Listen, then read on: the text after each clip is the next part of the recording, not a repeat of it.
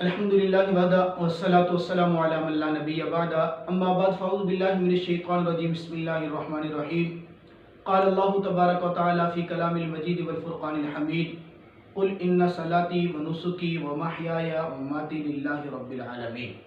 وقال تبارک و تعالی فی مقام آخر فصلی لربک وانحر صدق اللہ العظیم۔ انتہائی واجب الاحترام سامعین مکرم، ناظرین مکرم، جیسا کہ آپ حضرات کے علم میں ہے کہ ہم نے رمضان المبارک کے اندر روزے کی فضیلت، زکوٰۃ کے مسائل، رمضان کے فضائل اور دیگر تاریخ کے عنوان پر مخصوص موضوعات پر کلپ ریکارڈ کروائے، آپ حضرات کی خدمت میں پیش کیے۔ الحمدللہ آپ حضرات کی طرف سے محبت ملی، دوستوں نے خوب سراہا اور بار بار درخواست کی کہ قربانی کے حوالے سے بھی مزید ویڈیوز اور کلپ ریکارڈ کروائے جائیں۔ احباب کے مشورے سے، دوستوں کی محبتوں سے، آپ حضرات کی چاہتوں کو دیکھتے ہوئے ایک مرتبہ پھر قربانی کے فضائل، مسائل، چونکہ ایام قربانی انتہائی قریب ہیں تو اسی حوالے سے ہم آپ کے لیے قربانی کے فضائل اور مسائل پر کلپ ریکارڈ کرانے کا آج آغاز کر رہے ہیں۔ انشاءاللہ ہماری پوری کوشش ہوگی کہ بر وقت آپ حضرات کی خدمت میں تحقیق پر مشتمل قربانی کے نصاب کے حوالے سے، فضائل کے حوالے سے، مسائل کے حوالے سے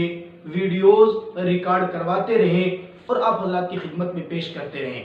آپ حضرات سے امید ہے کہ پہلے کی طرح آپ ہمیں محبتوں سے نوازیں گے، ہماری یہ بات سنیں گے، دوستوں تک شیئر کریں گے اور محبتوں کا اظہار کرتے ہوئے ہمارے چینل اور ہمارے فیس بک پیج کو لائک کریں گے۔ دوستو، آج کی ویڈیو میں ہم آپ حضرات کے سامنے قربانی کی فضیلت کے حوالے سے مختصر سی گفتگو کریں گے۔ میرے دوستو، قربانی بہت بڑی ایک اہم عبادت ہے۔ یہ زمانہ اسلام کے اندر آقا مدنی کریم صلی اللہ تعالیٰ علیہ وسلم اور آپ کے صحابہ، امت محمدیہ جس انداز سے قربانی کرتی رہی، آپ اگر تاریخ عالم کا، اقوام عالم کا مطالعہ کریں تو سمجھ میں آئے گا کہ جو اقوام سابقہ یا دوسرے مذاہب ہیں ان کے اندر بھی قربانی ایک عبادت ہی کی حیثیت رکھتی تھی۔ البتہ وہ اپنی مذہبی رسومات کے اعتبار سے آج بھی قربانی کرتے ہیں، لیکن زمانہ اسلام کے اندر اللہ رب العزت نے اس بات کو واضح طور پہ کلیئر کر دیا کہ قربانی ایک ایسی عبادت ہے کہ جس طرح نماز صرف اللہ رب العزت کی ذات کے لیے ادا کی جا سکتی ہے، غیر اللہ کے لیے نماز ادا نہیں کی جا سکتی، اسی طرح قربانی بھی صرف اور صرف رب تعالیٰ کی رضا کے لیے کی جائے،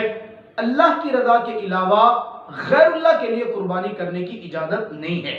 میرے اللہ نے قرآن پاک کے اندر واضح واش گاف الفاظ کے اندر حکم فرمایا، فصلی لربک وانحر، نماز بھی اپنے رب کے لیے ادا کیجئے اور قربانی بھی صرف اور صرف رب تعالیٰ کی رضا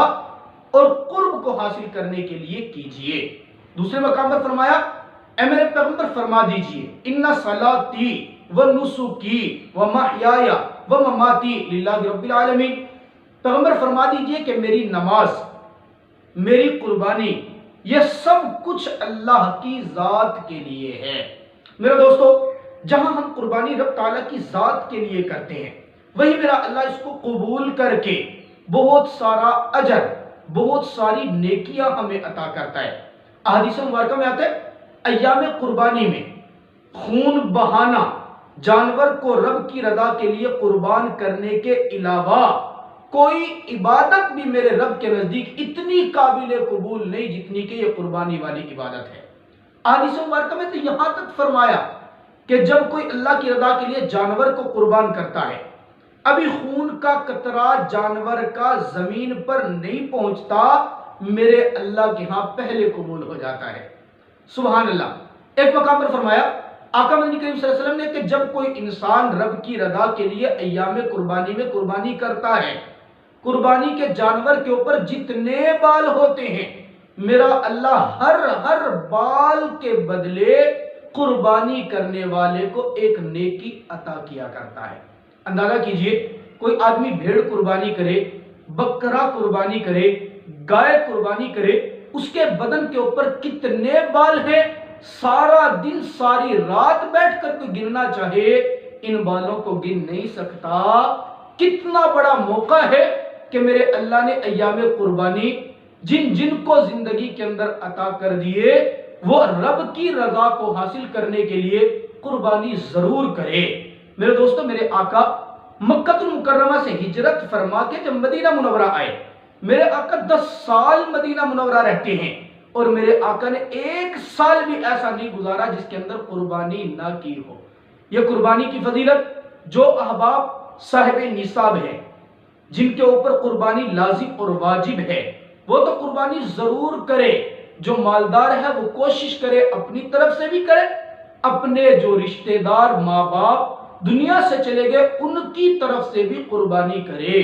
آقا مدنی کریم صلی اللہ تعالی علیہ وسلم کی جانب سے بھی قربانی کرے۔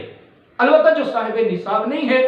وہ بھی کوشش کرے کہ کسی طرح اس عظیم عبادت کے اندر حصہ ضرور ڈالے، اس لیے کہ یہ ایام گزر گئے تو پھر کتنے ہی جانور قربان کر لو، یہ والی نیکی دوبارہ نہیں مل سکتی۔ انشاءاللہ العزیز اللہ رب العزت نے ہمت دی، آپ حضرات کی محبتیں